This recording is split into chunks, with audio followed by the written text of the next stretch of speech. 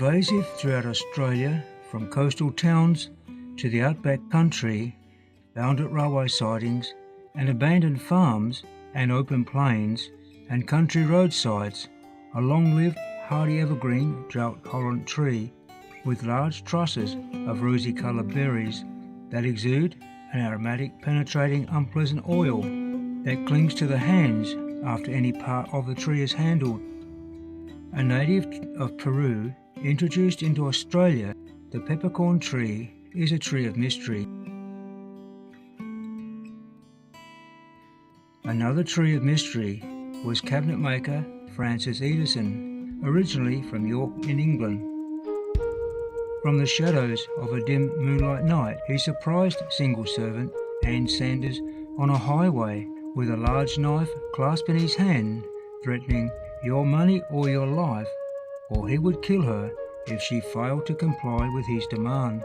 Francis Edison, aged 20, was apprehended and convicted of highway robbery at the Old Bailey in 1826 and sentenced to death, but subsequently commuted to life with 7 years servitude and transported to Hobart Penal Settlement in Van Diemen's Land, arriving there 1827 with 189 other convicts on the convict ship Governor Ready. He was later employed by the governor as a cabinet maker in Hobart Town.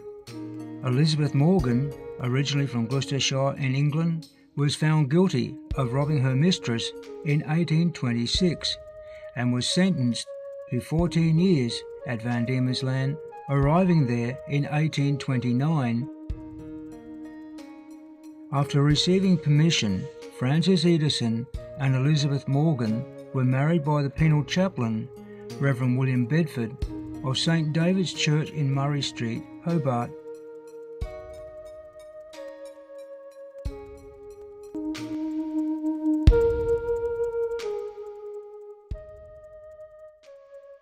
Their first child, born in 1833, died at 5 weeks.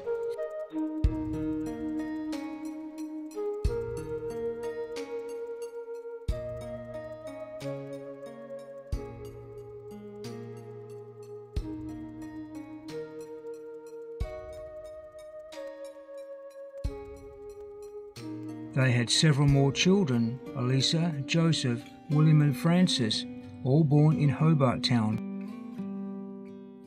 Francis and Elizabeth were later pardoned, and Francis worked as a carpenter in Hobart. On application, Francis in 1842 became the licensee of King's Arms Hotel and later, in 1844, the Bluebells of Scotland in Murray Street, Hobart. But the businesses failed and Francis petitioned for bankruptcy in 1844. Soon after, the Edisons, with their family, moved to Victoria on mainland Australia, then migrated to the Bendigo diggings in central Victoria, 135 kilometres northwest of Melbourne, where Francis held a miner's right at Loddon, eventually moving to Maldon, eager to make their fortune at the Tarrangower goldfields after the discovery of alluvial gold at the base of the slopes of Mount Tarrangower in 1853. The Chief Commissioner for Goldfields reported over 3,000 miners had arrived at the diggings just 1 month after the first discovery of gold there. Elizabeth had a store at Sandy Creek near Maldon at the intersection of Sears Lane and Newstead Road, providing goods and services to travellers and miners in the Maldon district. Francis died aged 51 after a short illness at Tarrangower in 1856. His death was reported by his son Joseph to the registrar in Maldon. However, no records of his burial site have been found. Elizabeth remained a widow and moved to Bendigo, where she lived until her death in 1872, aged 68, following 5 months of poor health.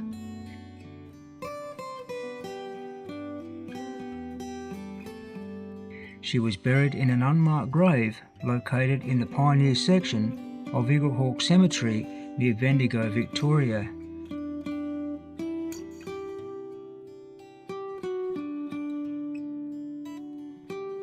Joseph, their eldest son, a bootmaker, married Eleanor Petchy, a midwife nurse, at Broken Hill, New South Wales, in 1895. Eleanor, a midwife, frequently advertised her services in the Barrier Miner from their Argent Street home in Broken Hill. Harold Burt Edison, 24, a son of Joseph and Eleanor, married 22-year-old Comfort Renfrey at his parents' Argent Street home in 1901 at North Broken Hill. Comfort Renfrey was born in the historical town of Penola, 388 kilometres southeast of Adelaide.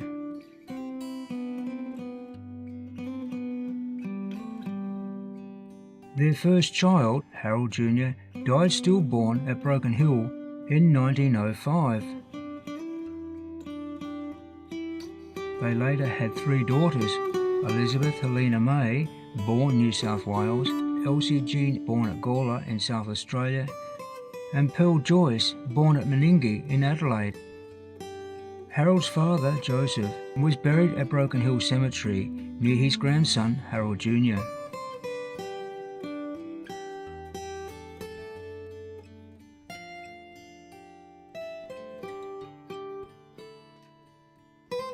Eleanor and her son Joseph William later moved to the suburb of Leederville in Perth, Western Australia, until her death in 1913. Following the proclamation of South Australia, Thomas Slater, with his pregnant wife Lucy and their 3 young daughters aged 7, 5 and 2, left London as free migrant passengers on the 3-masted wooden ship Winchester for the colony of South Australia. After much suffering and misfortune, Lucy's child was stillborn 20 days before arriving at Port Adelaide in September 1838. They settled at the Reeds Beds west of Adelaide, where Thomas worked as a farmer. They had 4 more children. Their first son, born 1840, known as William, was christened John William Slater at Trinity Church in Adelaide.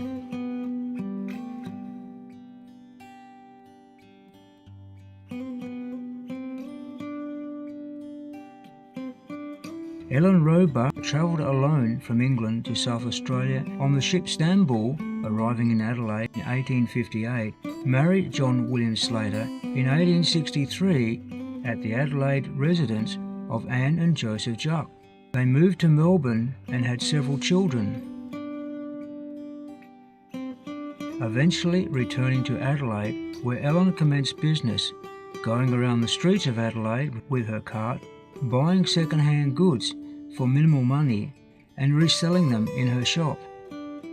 At age 52 years, William deserted Ellen, leaving her and their children with no means of support, and William was later found on his premises at Rundle Street in Adelaide, having attempted suicide with a small gun and a bullet to the back of the head that was later removed at the Adelaide Hospital.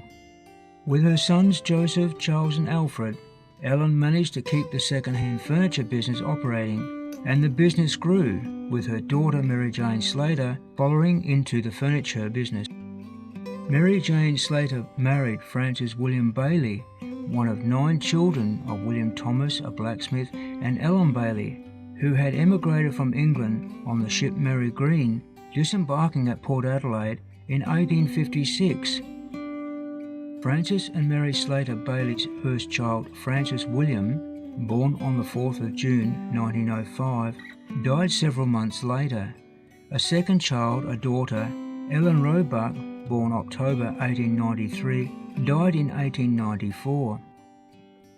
They had more children, daughters Eva Myrtle, Vera Charlotte, and sons Charles Arthur, who died less than 12 months old. Then Alfred Thomas, George Frederick, and William, who died at 4 months, and then Leslie and Charles Arthur Slater Bailey. On one of the many journeys with my mother, travelling on Johnson's coaches on Glen Osmond Road to Aldgate, where we lived, a small historical village located in the Mount Lofty Ranges, 20 kilometres, she pointed out the home where her auntie and uncle and herself lived at Glenunga and the Glen Osmond Primary School she attended nearby. That was my introduction to her family. After the loss of our first child, Michelle Inica, who died 3 months old. In July 1971, I made some inquiries at the Lands and Title Department in Adelaide, searching for a property my mother had said Mary Jane Slater Bailey had once owned. The small pieces of information that my mother did share were helpful when in 2013, on impulse, ventured into the Adelaide Central Market Arcade, inquiring about Mary Jane Slater Bailey, and they directed me to the Adelaide City Council archives and there discovered records of lease documents in Mary Jane Slater Bailey's name for premises at the Central Market Arcade from 1915 to 1936, and had 9 shops plus a large room within the Adelaide complex where she traded as Bailey's Central Stores.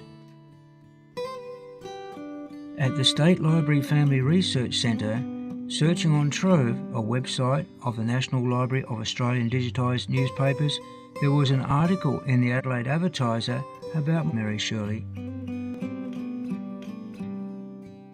Then in September last year, I received an email inquiry from John, and he was asking about my connection to the Baileys and the Haymans and the Slaters. And from then on, it was a mighty journey, obtaining documents and one thing and another, and the story of his mother, Mary Shirley. Having been born in Adelaide and growing up with the Baileys, in particular Vera, my grandmother, Eva and Uncle Alf, we had a very close association with those members of the Bailey family. We always talked about family stories, family histories, so I knew them very well. We left Adelaide when I was 10 years old. We used to come back to Adelaide every year, stay with my nana. Oh, sorry, I'm getting emotional. And spend lots of time with the aunties and uncles. Wonderful, wonderful memories. We knew about Grandma Bailey and her shop, but until recently I just didn't know the full extent of her businesses. My husband and I went to Adelaide in May last year. I organised a family reunion of the Slaters, Greg Slater, Chris Code, who's a Slater descendant, and other Slater families. And it was here I discovered a lot more about my great-grandmother Mary Jane. And since then, it has been an incredible journey. My first memories of the Baileys was George. Mum lived in Chaffer Street, and she actually lived with my great-grandma, Easter, and who died in Chaffer Street. And that's where George first came into the picture. I assumed that he was my father, and he acted like a father. I can remember. Anyway, from Chaffer Street, the next thing I remember is going out to what we called our home, and that was the home out at King William Road, Parkside. And it was out there that I become a member of the Bailey family, and living in the great old mansion out there was Grandpa Bailey, Grandma Bailey, and a young girl slightly older than I, and who I remember her very distinctly because we used to play together. Grandma Bailey was a cripple, and she was always in the wheelchair. I never ever seen her out of the wheelchair. Every morning I used to have to go down the driveway. She had the strawberry patches running right down the driveway, and I used to have to go down and pick a punnet of strawberries for her so she could take to the shop in town in the Adelaide Market in Victoria Square. She doted on me. Oh, she used to really dote on me. And Mary, of course. Grandma Bailey had the massive big shop in the Adelaide Arcade. She had almost a full block of shops there, and the whole family used to go in there on a Friday night. I think it was Friday night because Friday night shopping in them days. All the family, all the boys, with the exception, I don't think I've ever seen Frank in the shop. I know Alf and Les and George, Mum, and the two girls used to go in there. I think even the girls' husbands. I can't ever remember seeing Mary in their shop. I used to go in there. I used to play out in the market area while they were in the shop. I think they used to go till about 10 o'clock at night. Grandma Bailey was a very wealthy woman. She had a very big reputation. She also prestige. She was the whole family had maybe a bit better imagination of themselves than what they were, or the position they took in society. So jobs, she'd leave of a morning around about 8:30. She'd driven by a chauffeur. She'd go in there. She used to sit up in the back in her wheelchair, which they used to roll up from the back. She'd sit in the wheelchair, and she looked all like the image of the Queen Victoria, dressed in black. She was always dressed in black. She had jewellery on every finger. I can always remember she had big swollen fingers, and there was rows of diamond rings. She had necklaces on and everything. Sitting up in her big, what I call gangster car, no hood, but it was specially adapted for her. Grandma Bailey had at the back of the old home, there was another area where she had a two-storey workshop storeroom. These young girls used to work there, and the story was that Grandpa Bailey was a bit of a roamer, and he used to stay home of the daytime.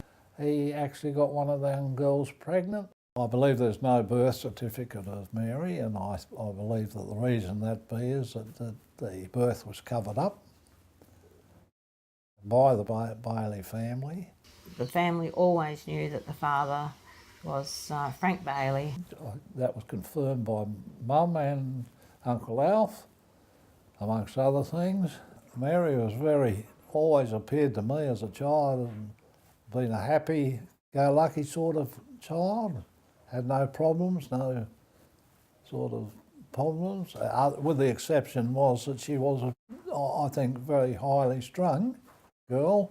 I went to school in the Unley Infant School, used to walk to school, but I never even remember Mary ever going to school. All the Baileys went to, were well educated. Like I say, the boys went to Christian Brothers, all outlaws, all roamed had a reputation for being quite larrikins because of their mother's wealth. She was a very wealthy woman. On the 14th of July 1936, Mary Jane Slater Bailey was admitted to the Adelaide Hospital, where she died shortly after admission from complications caused by an ulcer, cellulitis of the leg and toxemia. Mary Jane was buried on the 16th of July 1936 at West Terrace Cemetery in Adelaide.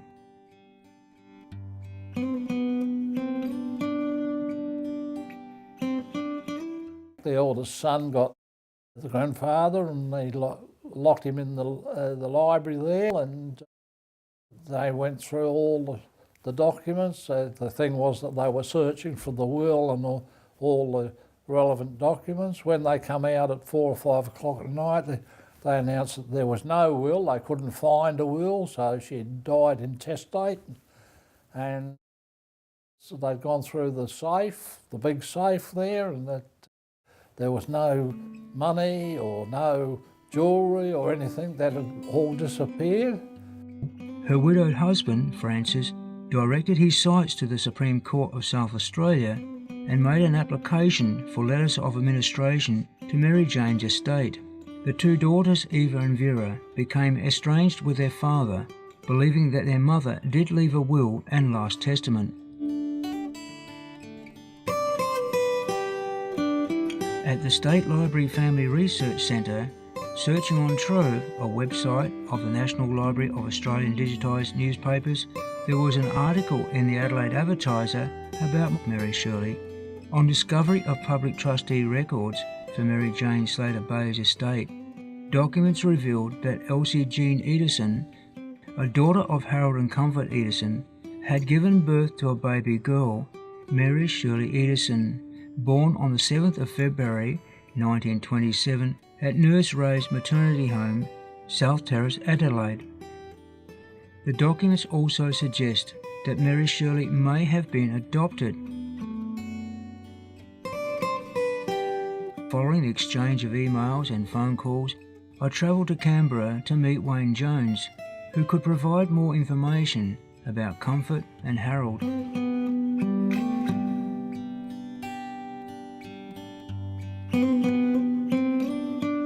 Harold was my mother's father.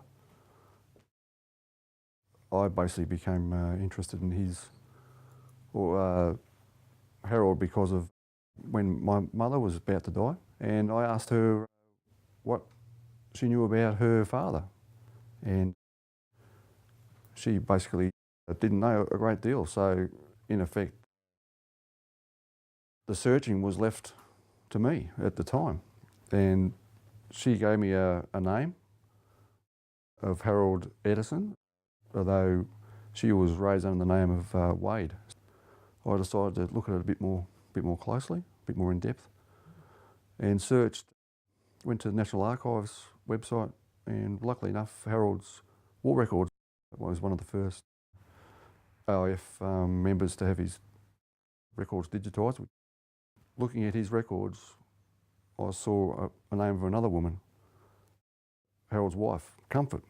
So Comfort became a mystery, and from that moment on I wanted to know more about her and find out about where Comfort come from and what happened to her. It was really difficult to find details because of where she lived and with Harold and what happened after Harold left Comfort, and reasons why. Never knew what happened, why it happened.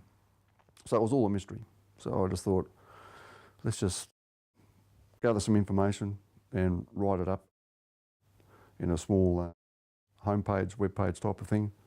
And I was looking at old microfiche records of electoral rolls, and I was tracing up Harold and his new partner, more or less, who was my mother's mother, and found out that she was married, and then eventually through the National Library with their trove digitised newspapers online, I found her divorce article, and that Harold was actually mentioned in that article, and also Comfort was mentioned in that article. The family knew about it somewhere or another, but all that information was never passed down the years to kids and grandchildren, so they sort of hushed it up a bit. She left her husband and brought two of the daughters from that marriage, the relationship with Harold. And I knew them as Auntie Clan and Auntie Helen. They were older children in the family at the time. And I traced them through the electoral rolls from Harrow to Ballarat, Ararat, Ballarat, and around various addresses in Ballarat. And throughout these moves, I think they'd changed their surname about 3 or 4 times. So from Edison to Wade, Wade to Edison, and back again to Wade. So it was a question, obviously, why was this happening? And at the same time, I thought, why not I look for Comfort and see if I can find where Comfort may be. So I found her also in the electoral roll, but I couldn't find anything else about her. So she was pretty difficult to track down. So my mother always thought that she wasn't of convict stock, and which was pretty funny because my father's side of the family were very much guests of the government back in the 19th century, which was quite unique in the family, I suppose, because there was quite a few of them made the way out here under chains. But my mother always denied having any sort of convict history. And she always believed that also her father was Scottish of some kind. She showed me a photo of him in a kilt. I did a sort of a search on his military history a bit more, traced where he went to and that kind of thing. And then somehow or another got in contact or met Alice. And so Alice became a focus. One of the questions I always had was why Harold changed his name from Edison to Wade and where that come from. Now, I must admit that I first had the inkling that Harold was picked up the name Wade from a man or a fellow soldier in his unit in World War I whose name was Wade, and he didn't make it back to Australia. In Harrow, where himself and Alice spent time, Harrow in Victoria, the Wade family is quite prominent in that part of the world. So maybe he got it there, or maybe the Harold or the Wade that he changed his name from came from Harrow. I don't know. In Melbourne, Victoria, I met Wayne's cousin Cheryl, a granddaughter of Harold and Alice, and also Cheryl's cousin, Kathy Paris. Since Wayne started doing all the research and coming to me for some information, he's got my curiosity going, and now I've learned that we've got family that Harold had before we were Harold's family. It's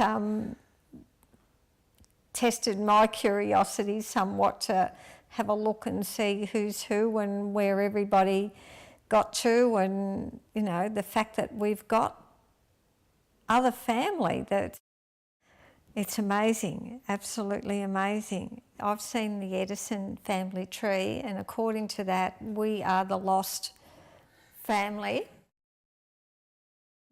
Along with the two daughters that Alice brought with her, Harold and Alice went on to have 5 more girls and a boy, so they were a family of 8 in total. The oldest girl, her name was Kathleen, and that was Alice's daughter to her first husband. Kathleen had 5 children, 4 boys and 1 girl. 3 of those are still living today. The second daughter, Helen, who came with Alice as well. Helen had 3 boys and 2 girls, and there are 2 girls and 2 boys of those living today. The firstborn to Harold and Alice was a lady named Thora, or a baby named Thora, and Thora was deaf. Thora in later life did marry, and she had 2 girls and 1 boy. Then the next one born was a boy called Harry, and he was Harry, not Harold. He was definitely Harry.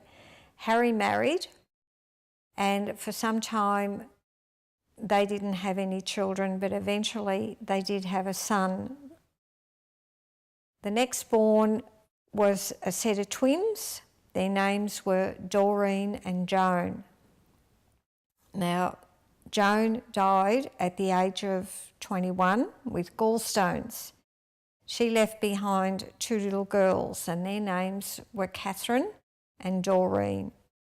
Catherine was adopted by Harry, and Doreen went to live with Joan's husband's family. The next children born were another set of twins named Nancy and Edna. Nancy married and had 2 children, and Edna, who was my mother, married and had 2 daughters. None of Harold's children live to this day. They are all gone. My mother was the last to go, who died 2 years ago. We have no evidence that Harold and Alice ever married, and we don't believe that they ever did. We certainly believe that neither Harold and Alice were married to each other. They are buried together, and Harold had a tombstone on his grave, and the name Edison was never mentioned. Then Alice died 9 years after, and Alice's name was never added to the plaque, and she just got a little brass thing put down the bottom of the grave. Since my mother passed 2 years ago, who is Harold's youngest daughter, I knew that my mother was always upset about Alice's name not being added to the tombstone, so I made some inquiries to find out if we could have that fixed. And after some running around, I managed to get authority to do that. And apparently there's no one else in the family seems to know where Harold and Alice are buried, and I don't know why that is, but nobody goes there and it's just been left. Now it's all being restored. Harry Wade was my birth mother's brother. So I was adopted by an uncle and aunt after my birth mother, Joan, died. She died at the age of 21. I was 3 months old. I have a sister who's 18 months older than me. Her name is Doreen. She was brought up by the paternal grandparents. So our natural father is Eric Wilson. So she was brought up by his parents and eventually adopted by them in Ballarat. I was adopted by an uncle and aunt, obviously. They brought me to Melbourne. So the sisters were separated.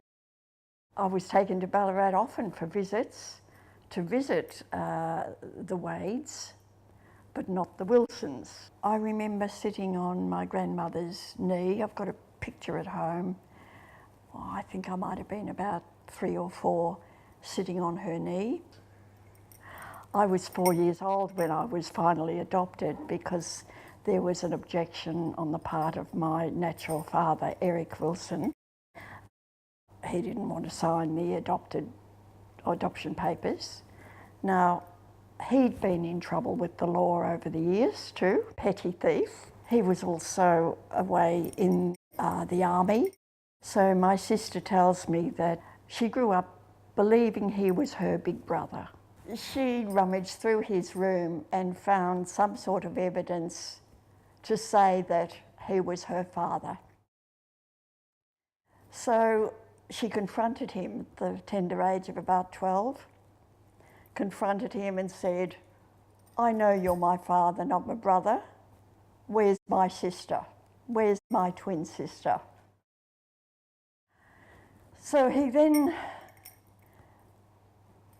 I don't think he did give much information at that stage, but apparently at the age of 12, she and a girlfriend from school ran away to Geelong, hopped on the train in their school uniform, wearing lipstick, cigarette hanging out of their mouths, on a train to Geelong. She was looking for this so-called twin sister. When they disembarked from the train in Geelong, they were picked up by the police and promptly brought home. She had no idea whereabouts to look in Geelong, of course. So that was the end of that little adventure. My sister was a bit of a tomboy. She tells me she had a wonderful life because she was outdoors all the time and didn't stay at home. She was out for 10 hours of the day and used to go home for dinner. But at the age of 15, when I was 15, my adopted parents had separated at that stage, so they were going through some emotional turmoil. And I was living with my mother in a flat, my adopted mother. And I came home, I'd started work at the age of, actually I was just on 16, that was my first job. I came home from work one night, she was terribly upset. And I wanted to know why, and she said, "Oh, don't ask me, don't ask me." I said, "But Mum, you know, something's wrong, something's wrong." "Oh, 2 men were here, came down from Ballarat looking for you." Well, and I wanted to know why, naturally. I knew that I had relatives in Ballarat, we used to visit. on a fairly regular basis. But of course then I was worried at that age. That incident that Mum had said, whereby 2 men had come from Ballarat, it wasn't 2 men, it turned out to be my sister. She was nearly 17 at the time. She had badgered relatives in Ballarat for information about me and where I was living. She found Harry Wade. He was a pastry cook. He had his own business in Thomastown in Victoria. And she came down to Melbourne, 17 years old, got off the train, got a taxi. This is her story and I believe her. She said, I told the taxi driver I'm down in Melbourne looking for my sister. I'm not sure where to start, but I'm looking for her father, Harry Wade. He's got a cake shop somewhere. I think it's the northern suburbs, Thomastown. The taxi driver turned off the meter and took her around for hours. Dropped her, stopped at the shop. They found the shop. She walked in, and as soon as Dad saw her, he knew who she was, and she knew him. And she said, I just want to see Kathy. I want to see Kathy. And he said, oh look, now's not a good time. Norma, his wife, and I've been, we're separated. Norma's in a real state. She's not going to let you near Kathy. But I'll give you her, I'll let her know, and if you give me an address, I'll get her to get in touch with you. So they did correspond. They sent my adopted mother and Doreen did send a couple of letters to each other, and in one of them in which Doreen begged to be able to just come and look at me from afar, not to approach me, but anyway, my mother refused. So it was 4 years later, I was engaged to be married. That caused a bit of a rupture in the family. My adopted parents were against the marriage. I found out about the adoption in a rather nasty fashion. I was told that if I wanted to find my real father, I'm being very honest here, I could go to find him rotting in the jail in Ballarat. First hint I had that they were not my real parents. I had been given a photograph of Eric Wilson and Joan Wade, my mother, after I'd found out. So it was a wedding photograph. So at my sister's wedding, I was looking around the church to see if I could recognise my natural father, Eric. I did spot him. Anyway, after the ceremony, we came out to the foyer, and at that stage he had a de facto wife, came up to me in front of all these people and made a huge fuss, and I retreated. I took an instant dislike to him. I was overwhelmed with it all. Only a couple of years ago, when Eric died, I did go up to Ballarat to be with my sister after Eric died, and I was at the funeral, and I met 4 of my siblings, and I had never met before, and we're all in our 50s at that stage. So it's really, I think I said to you, John, that I sometimes feel a little bit disconnected. Investigations of state ward documents revealed intimate information about Mary Shirley, who also was disconnected and felt she belonged nowhere. Mary and her mother, Elsie Jean, had been living at the Slater Bailey home when Elsie consented for her daughter to be adopted by William Francis and Mary Jane Slater Bailey. On the 1st of April 1927, Elsie's daughter was adopted by court order and renamed Mary Shirley Slater Bailey. Shortly after her adopted mother, Mary Jane, died, her adopted father, Francis, felt he could not take care of 9-year-old Mary Shirley. And the story told to me by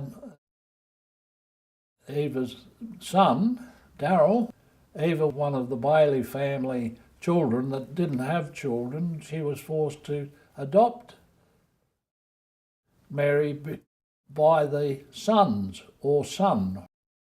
And Mary was adopted by her uncle and auntie, Walter Vine and Eva Hayman.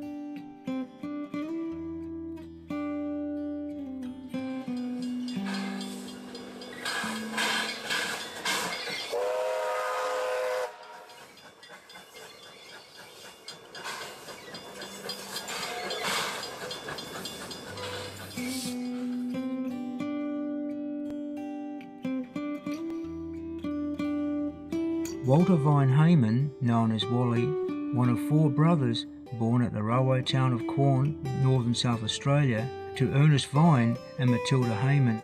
With his father Ernest Hayman and brothers Roy, Charles and Percy, he worked for the South Australian Railways at Quorn.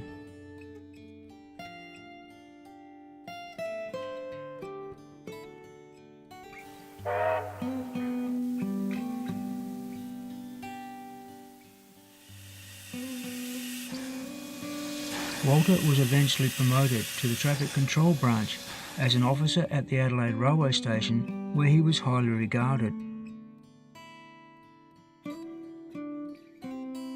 Walter Vine Hayman and Eva Bailey married at St Peter's Anglican Church, Glenelg, South Australia in 1923. They did not have any children until 2 years after they had adopted Mary, and then had a son they named Darryl. There was considerable friction and bickering in the home. Eva Hayman callously told Mary when she was about 14 years old the truth of her parents and nature of her birth, and Mary found it difficult. Mary had a rather rough time. I've seen evidence of that she left home after arguments with Vera.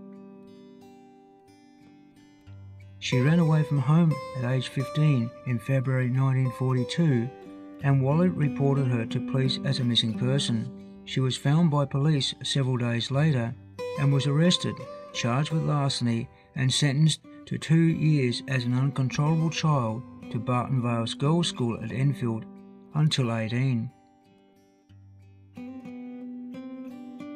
After 6 months' detention at Barton Vale, she was placed on probation to her father, Walter Hayman, after he had made an application for her to be returned to their Glenunga home.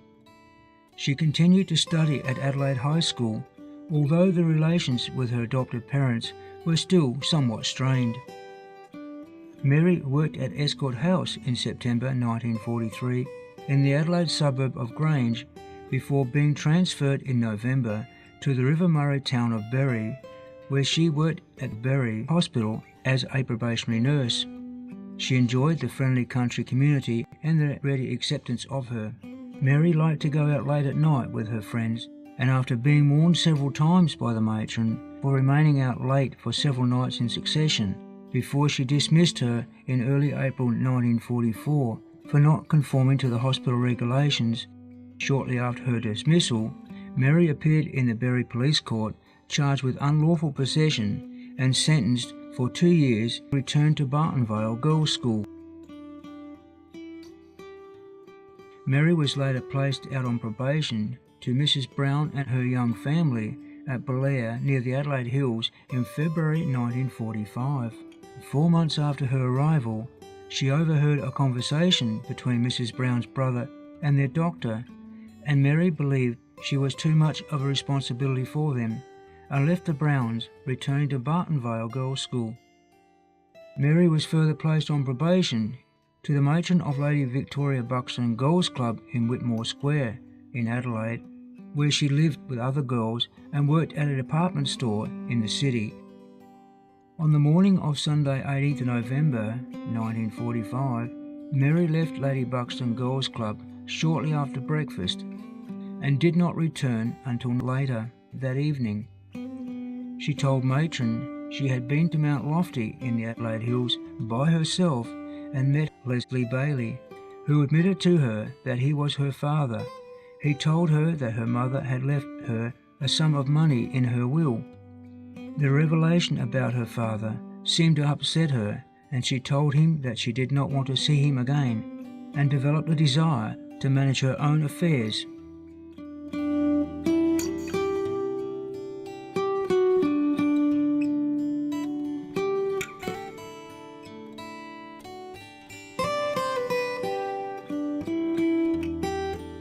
Mary absconded from Lady Buxton's Girls' Club on the morning of 26th November 1945 and was arrested 3 days later, charged with false pretences and placed on a 12-month bond and returned to Barton Vale Girls' School for psychological treatment. In an interview, Mary's adopted father, Wally Heyman, was asked if they had any plans for Mary on her release from Barton Vale. He thought it better that Mary have no contact with his home whatever.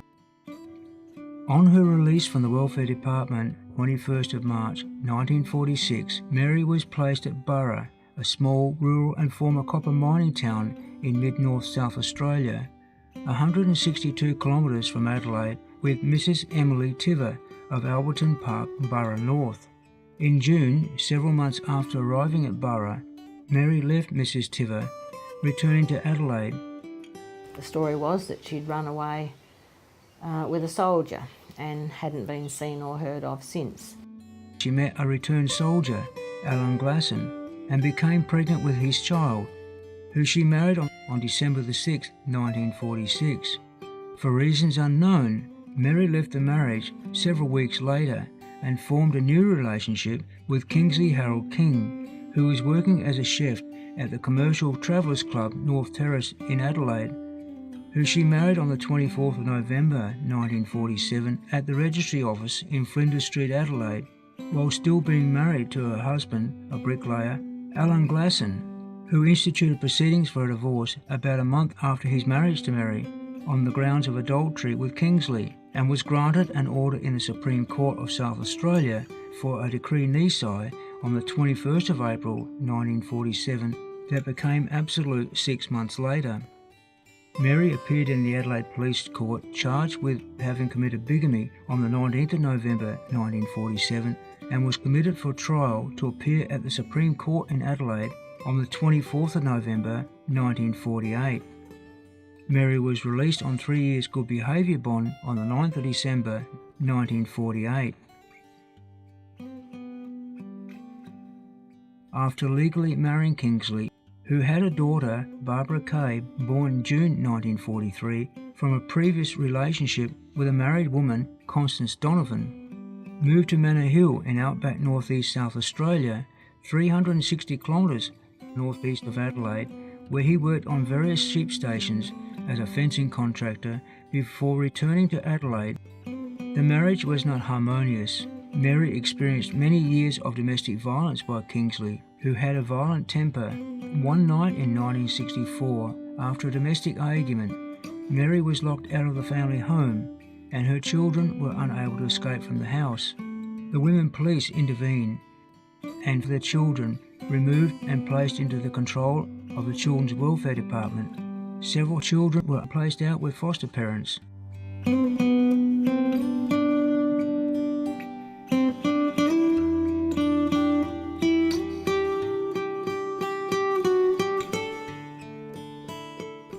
Mary left and went to Melbourne, Victoria, unaware that she was expecting another child, but eventually returned to Kingsley several months later. The marriage had failed by 1966.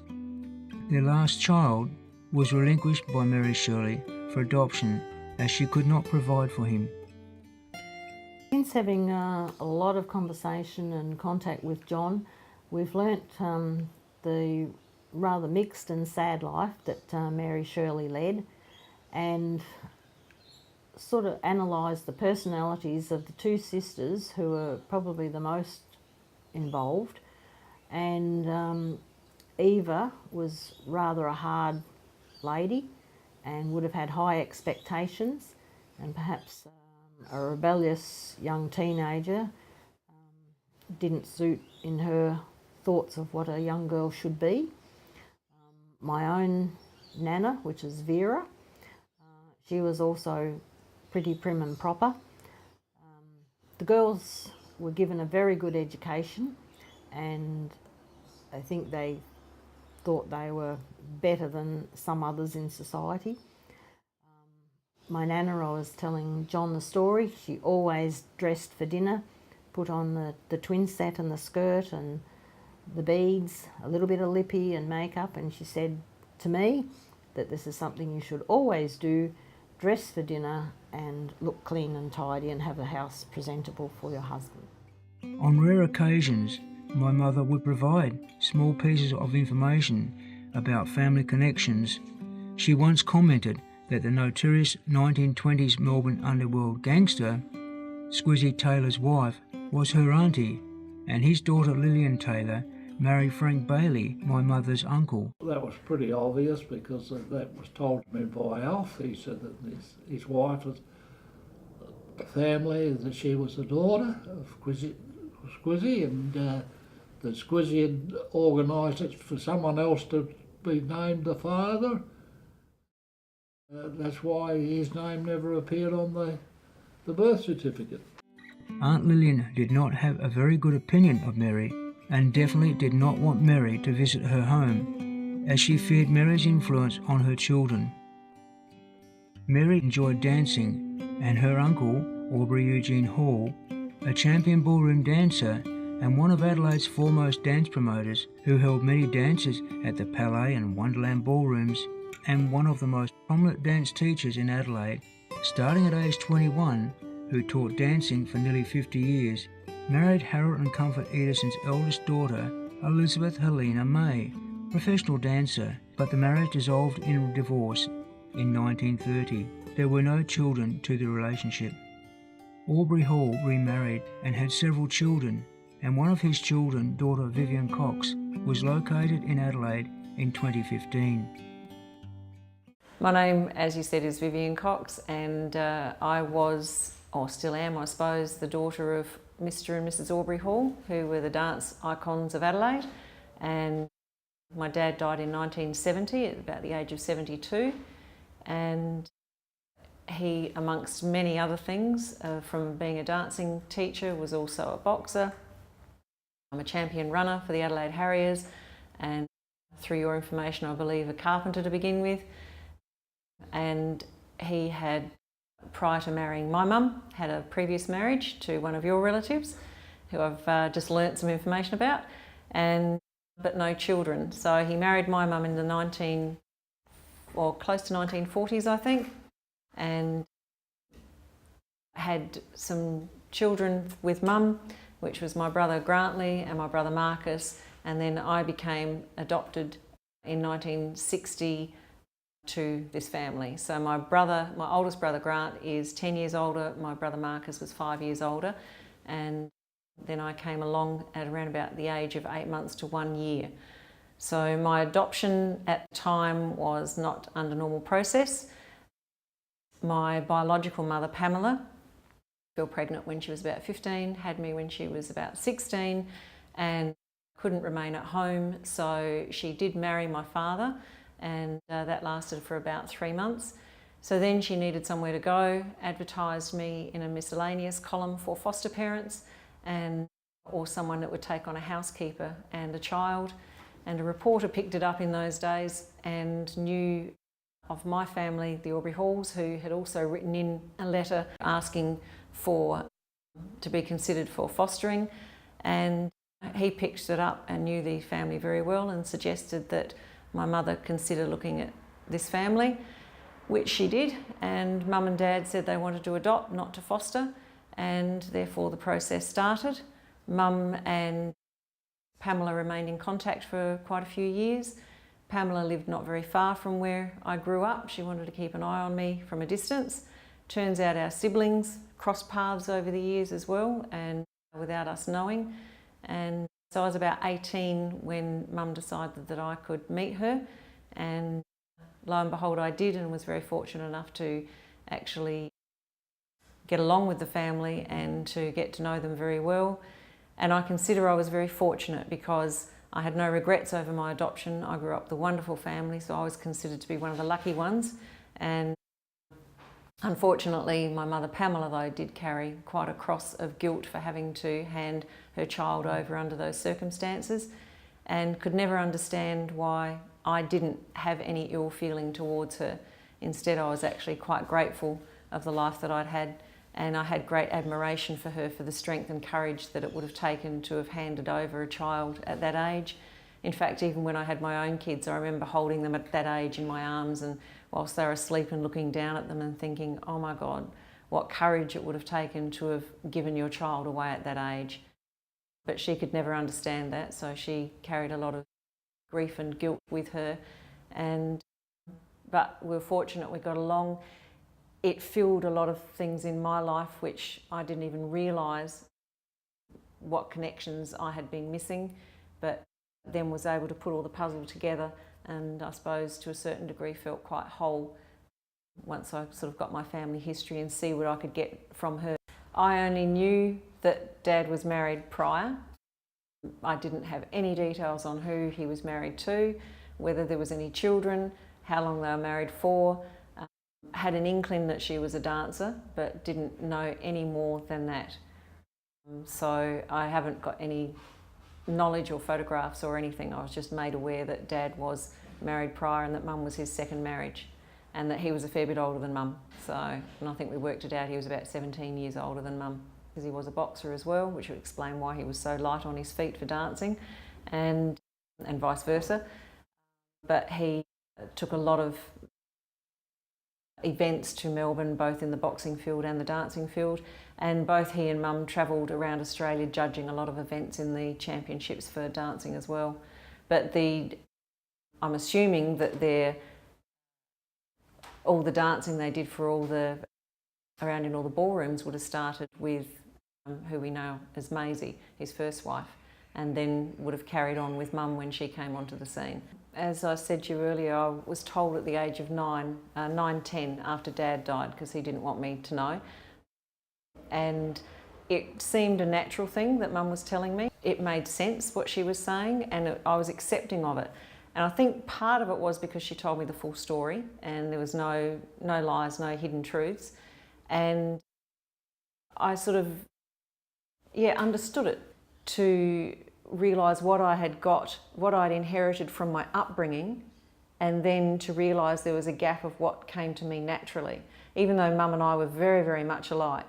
So when I did meet Pamela, my biological mother, there was just this instant connection and this instant, I know what I get now from my birth mother, I know what I get from my family, what my inheritance is there. I said I was fortunate. I've met others over the years who have been adopted and they haven't had such good fortunes as I have.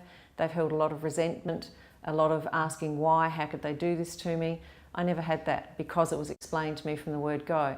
And that's where Pamela did carry that cross, and she carried it from the time that she gave me up. And for her it was very hard. She wouldn't accept the fact that I had no grudges with her, nothing against her for what she had done. She found that very hard to deal with and carried that with her until she died. And your mum's story was more common, far more common. Through those early days, right through to quite recent times, really. And even in today's society, so much is still hidden. A lot of people are still, ashamed or embarrassed as to what's either happened all those donkeys years ago or what's even happening now. But to me, it's all about, you've got to find out who you are, what your heritage is. Investigations continued in searching for Elsie Jean, and then in December 2015, a relative of Elsie was located in Perth, Western Australia. I was born here in York, in what is now the Residency Museum. Originally it was the resident magistrate's house, but just prior to the war it was scheduled to be bulldozed, and one of my favourite people, Esme Marwick, chained herself to the building and prevented the bulldozing. During the war it became a maternity wing of the York Hospital. And most of the babies of my vintage, a few years earlier, a few years later, were all born there in what is now the York Museum. The first house I ever lived in was this house, and just a room just around from the kitchen there. In those days, my mother and father, they were on a Coolgardie mine site. The name of the mine was Spargo's Reward. And my father worked with two of his brothers, Jim Marwick and Boy Marwick, whose real name was Francis. In 1937, my dad married my mother in a civil ceremony in Kalgoorlie, and before long they were at Spargo's Reward. My mother kicked up a lot of fuss about just how primitive it was, because she was living in a tent and things were not all that flash. So she put on a bit of a tantrum, and it worked pretty well because all the miners down tools on one weekend, and they made her a makeshift house. It was probably 2 rooms, a kitchen and a bedroom, and she was pretty happy after that. But when she fell pregnant with me, there was certainly no place for a pregnant woman out virtually in the middle of the West Australian desert. Very dry, very dusty, not a good place at all. Too far, too remote from doctors or any medical assistance. So my mother was taken to York, where she could stay with some of my father's siblings. For the first few months of my life, we stayed in this house, and then when I was a little older, it was time to move back to the goldfields, and my mother then fell pregnant again, and she had another baby in Kalgoorlie. However, that baby did not survive, just a few hours or 5 days, something like that. Seems to be a bit of a toss-up whether the baby lived 5 hours or 5 days. But anyway, the baby did not survive, and my mother didn't have any other children. And to the best of my knowledge, throughout my life until just a few short weeks ago, I thought that lost baby brother of mine was all the siblings, if you like, that I would have ever had. Same year I was born, World War II started. Wasn't too long and my dad had joined up in the army and went overseas on active service. He ended up escaping in Crete, virtually stealing a rowing boat and being picked up at sea by a British destroyer, and eventually he was brought back to Australia. It was not in very good condition by that time.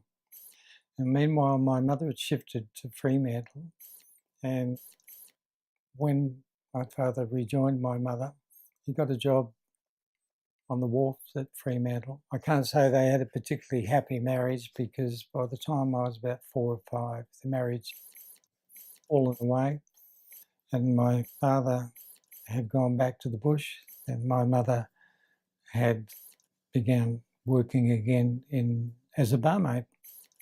And I spent the next few years in a variety of foster homes, some good, some not so good. By the time I was about 14 and a half, nearly 15, I came to live with my mother again. And by this time she was married to a really nice guy called Ernie Poland. He'd been an airman during the Second World War.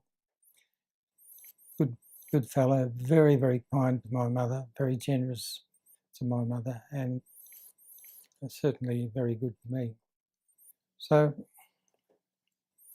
by the time I left school, I got a job and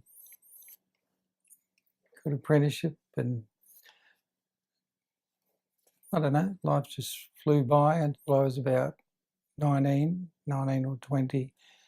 And then, in company with a close friend, I went overseas for about 18 months or so, and we did a little bit of hitchhiking, a bit of sightseeing, and a bit of work in other sort of occupations to just give us a bit of life experience, I suppose. Then we returned to Australia. My mate went back into his father's business, and I did a stint in the bush. I answered an advertisement to assist with some harvesting, but I ended up staying there about a year. And then eventually I left there, and actually the day I left there, I met Robin McAvoy, who I married not too long after that, and we had 2 children, Glenn and Donna. And a few years after that, the marriage didn't quite work, so we went separate ways, and I met a Scottish lass called Bernice Brodie, and we eventually got married and had another 2 children, William and Scotty. I was able to maintain a very close relationship with my 2 eldest children. We had them on the weekends. I started a small business at that time called Colour Offset Plate Making Service. It was to do with lithography, camera work, all that sort of stuff. And anyway, the business sailed along, and we had quite a few employees, and for a while, something that had been a bit of a hobby became a major part of my life, and that was I had been producing a small newsletter locally in the coastal suburbs of Marmion, Sorrento, Duncraig, Waterman's Bay, Trigg Island. And this was a little newsletter that was produced once a fortnight, delivered by a milkman, and every second Thursday. Well, eventually, when Bernice and I were married, we moved to Wanneroo. And I was telling Bernice about this thing. She became very interested, so we ended up going into partnership with another Wanneroo couple, and we started a small publication in Wanneroo, and we called it the Wanneroo Community News. That thing grew and grew, and after 10 years, it had become a major suburban newspaper chain in metropolitan Perth. Our very first issue, I think, had about 1,500 homes to deliver to. But by the time we left the business as owners, we were doing about 130,000 tabloid-sized newspapers once a week and under 4 different mastheads. So it had grown quite extensively. Still maintain contacts with that. I still write the occasional historic piece, and then I found the next thing that happened. I ended up on the Wanneroo Council, became the mayor, and after a while resigned from that and concentrated on a new business, which was self-storage, and we built that up over a few years, and now that employs William and Scott and my daughter's husband, Damien, who also acts as the main manager of the business. There was some message from my business with my son-in-law saying that somebody was trying to contact me, wanted to know if I was William Harold Edison Marwick.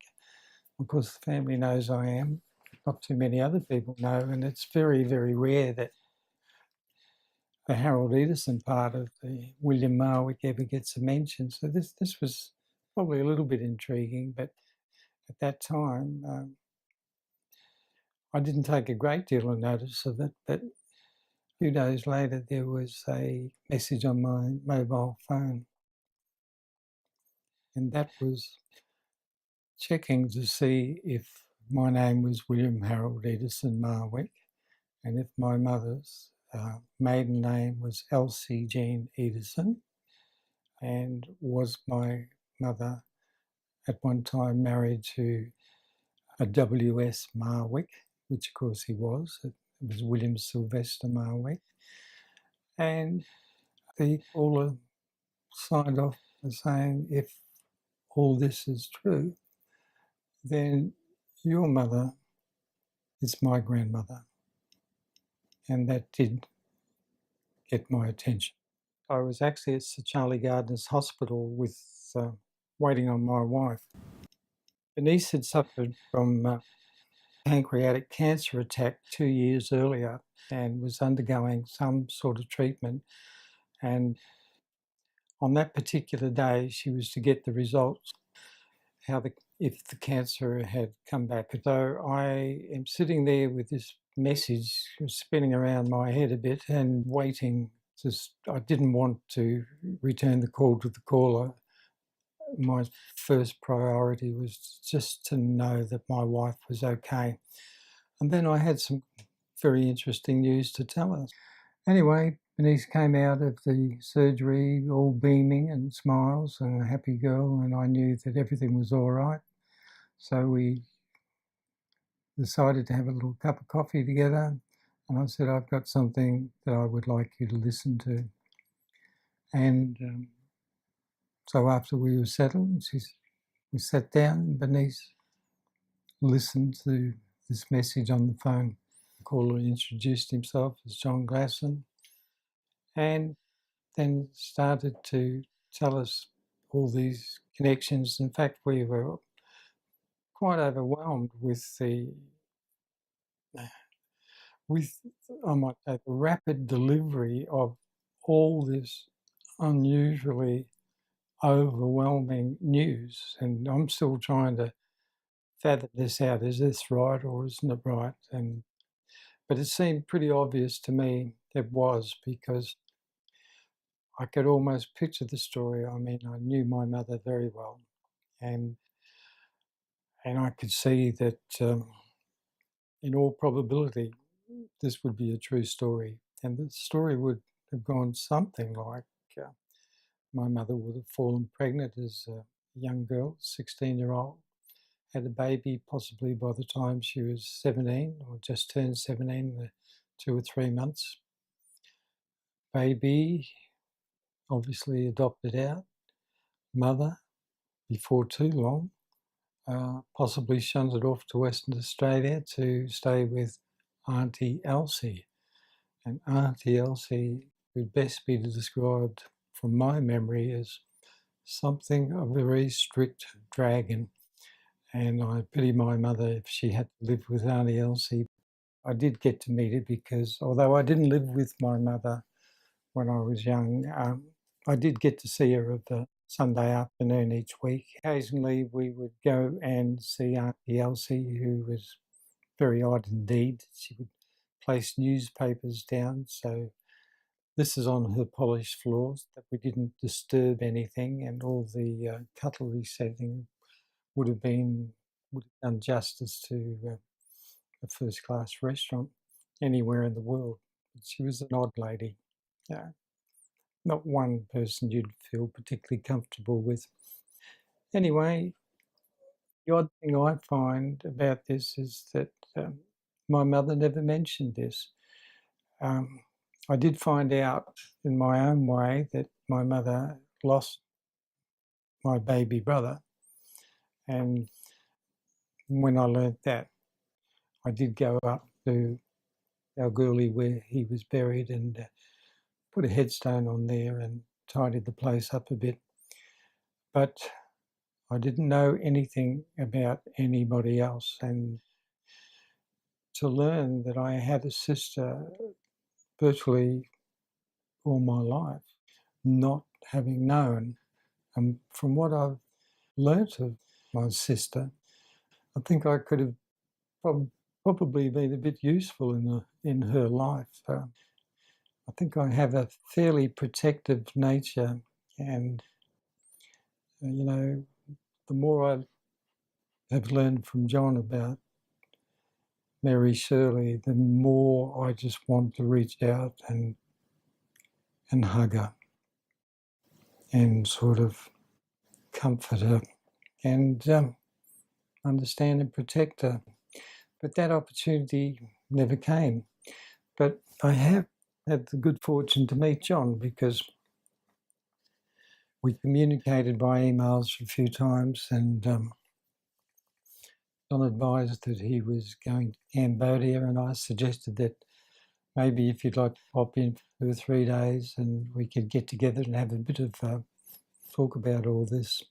So the moment did come, John did come. I spent my life wondering about my Marwick side of the family because my mother really didn't get on with her Marwick sisters-in-laws and so on. So kept pretty much apart from them over the years, and she rarely mentioned her Edison family. So I was more interested in the Marwicks, and I ended up coming to York and doing a lot of research and then eventually writing a book about the Marwicks up here. Yeah, that went well. Little did I know that there was this probably a much bigger story in a way about the Edisons. There's always two sides to a family. It's not just your dad, not just your mum, but there are two sides. And for me, that's a good lesson, I think. You know, she wasn't the typical grandmother or mother. She was like a little terrier. She had a fight in her. She just went charging on, right through. Didn't matter what anyone said or did. She could destroy friendships. In her latter years, her memory was getting bad. I think we noticed the memory loss really when Pop died, because Pop had done everything for her, and we didn't realise to what extent that Elsa's memory was so bad. We used to take her out for lunch every Saturday, so we had to work in the morning, and I did love her. She was unusual, and you never know what she was going to do next. Pop was beautiful, and he did love her so much, and we all loved Pop for that. But also Pop was just a character on his own.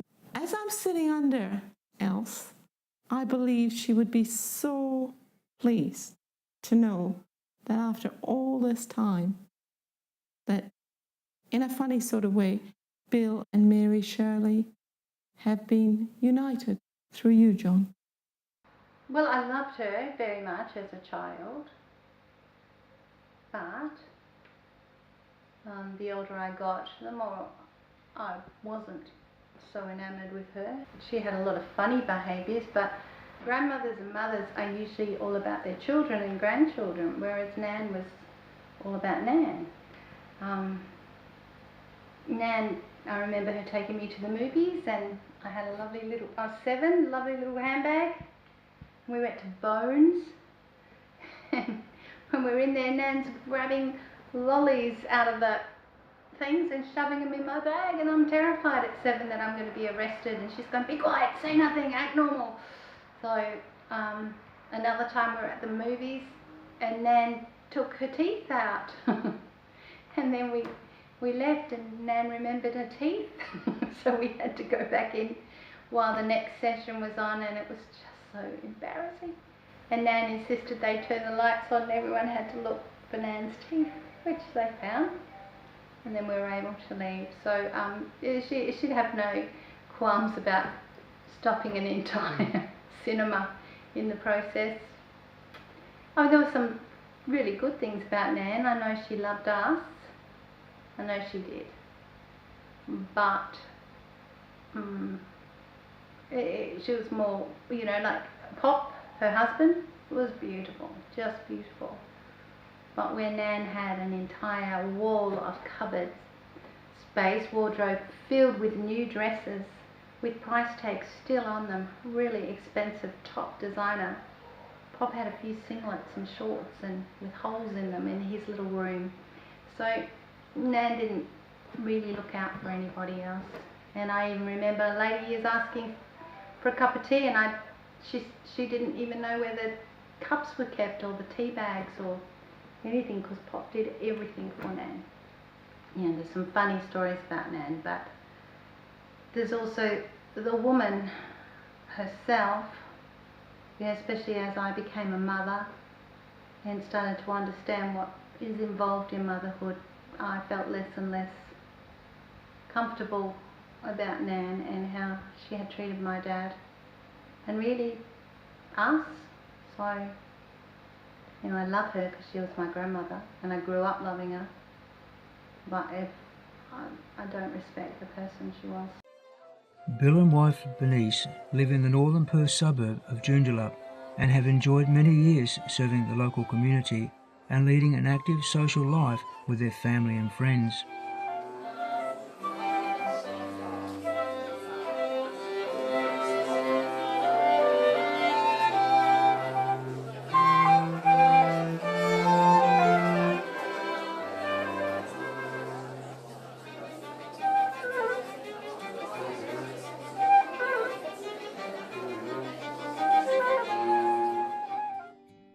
Bill divides his attention to their business interests, research and writing about Wanneroo and Joondalup's unique history, with the occasional newspaper article on the local district history, while Bernice actively supports a charity organisation for cancer research.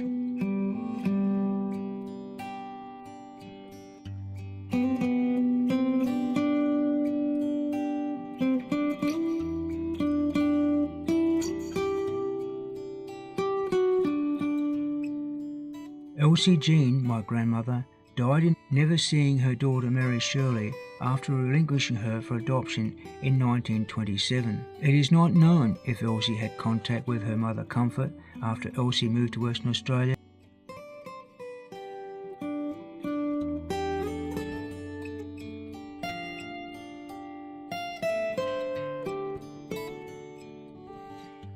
Comfort died in Carlton, Victoria in 1957. Her final resting place, an unmarked grave at Preston Cemetery, North Melbourne, and is buried with another person who we do not know. Perhaps Comfort did find happiness after she and Harold separated in 1918. When embarking on this journey, it was unknown what would be discovered about our ancestors' history, the lost relations found, and some secrets of the Peppercorn Tree revealed.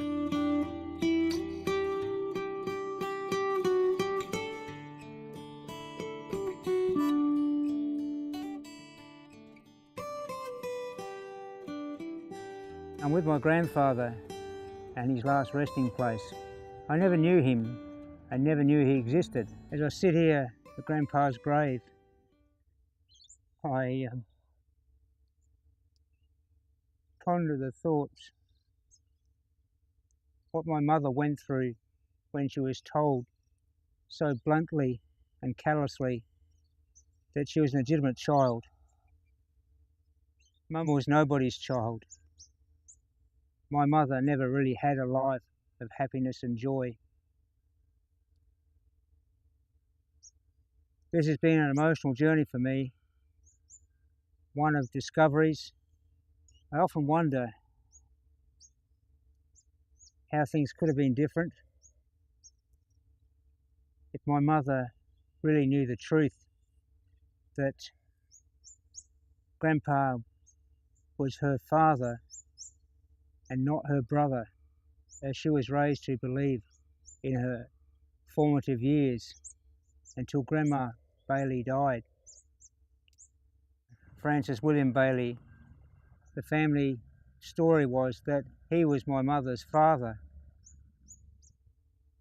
Now that we have the state board records and my mother's adoption records, we now know who her biological father was. Our grandfather, Leslie Bailey.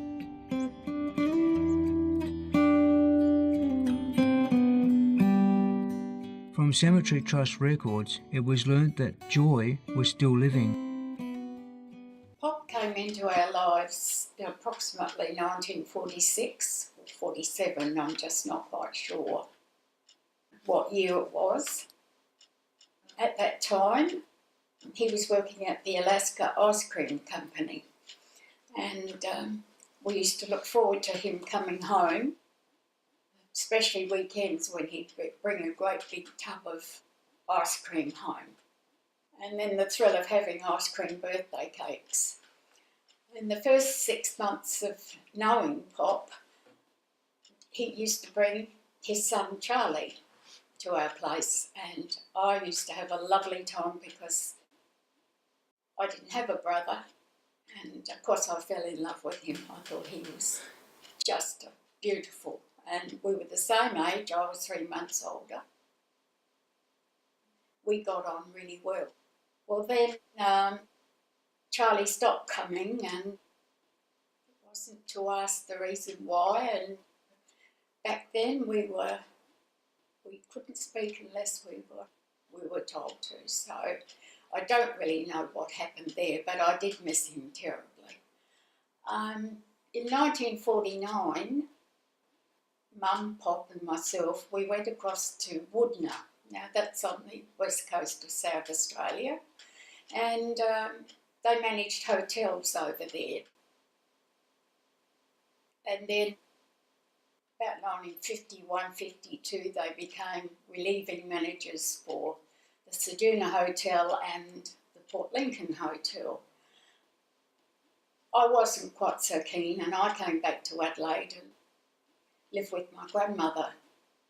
Back in 1953, they came back to Adelaide to live permanently, and Pop secured a job at the Royal Adelaide Showgrounds, which he absolutely loved because during the year he used to paint, and during showtime he was put in charge of the poultry section, and he loved poultry and showed a lot of his bantams and won many, many trophies.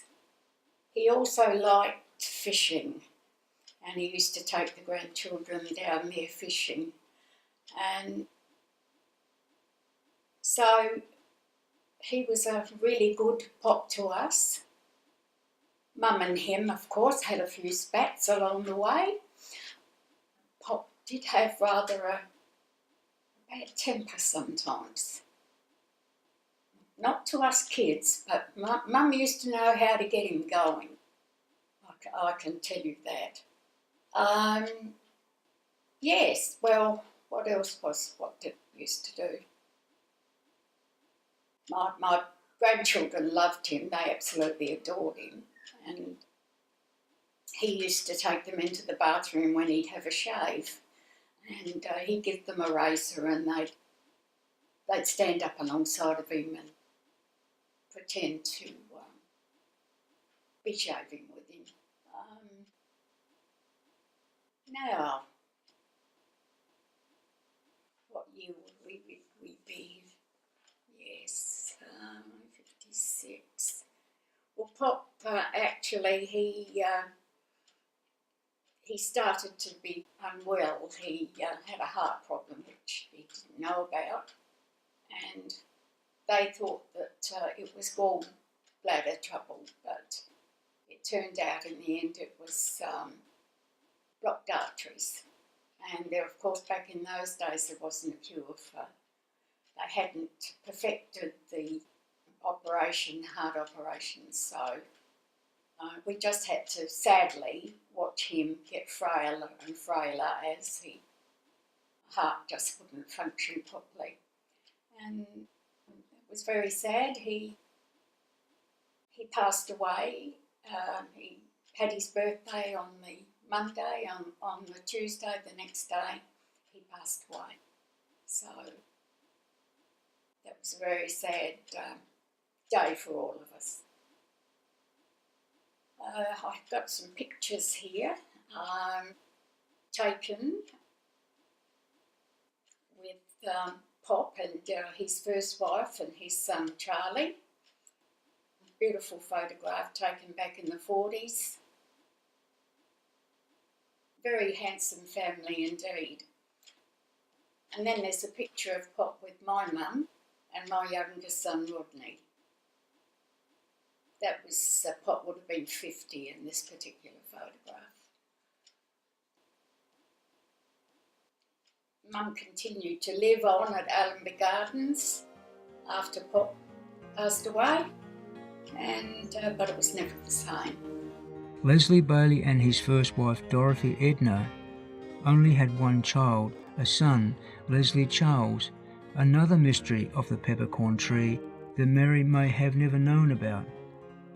Dorothy Edna Bailey petitioned for divorce on the grounds of habitual cruelty. My grandfather never remarried. Leslie Charles Bailey had 4 children and died on the 1st of January 1980, resulting from a car accident at Hahndorf in the Adelaide Hills.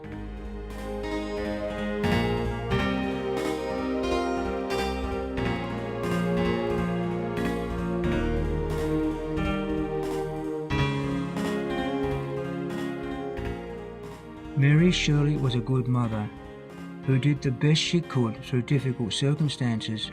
She loved her children and pined for them all to be reunited with her. Unfortunately, that opportunity never materialised. We used to have a lot of fun in them short 4 years that I knew her. And I always used to wonder what happened to Mary. I used to say, and I always thought, and in actual fact, I think I used to say it to Mum. Mum never used to say anything about what happened to her, so, and until George's cousin, I think Vicky would have been second cousin or something, wouldn't she? Vicky would be.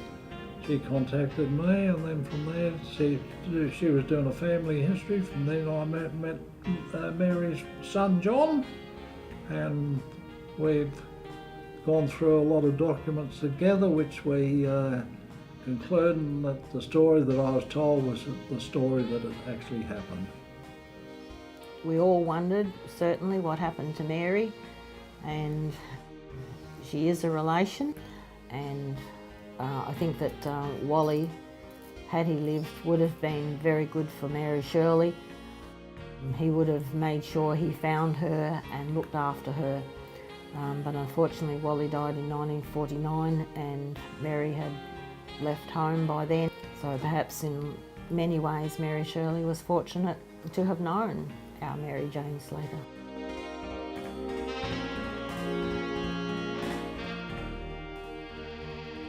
At the rear of the old home, now known as Mawson House and heritage listed, where her story evolved, there is an old, gentle peppercorn tree that stands sentinel, silently guarding many secrets from the past lives that it witnessed as Mary Shirley guarded her secrets.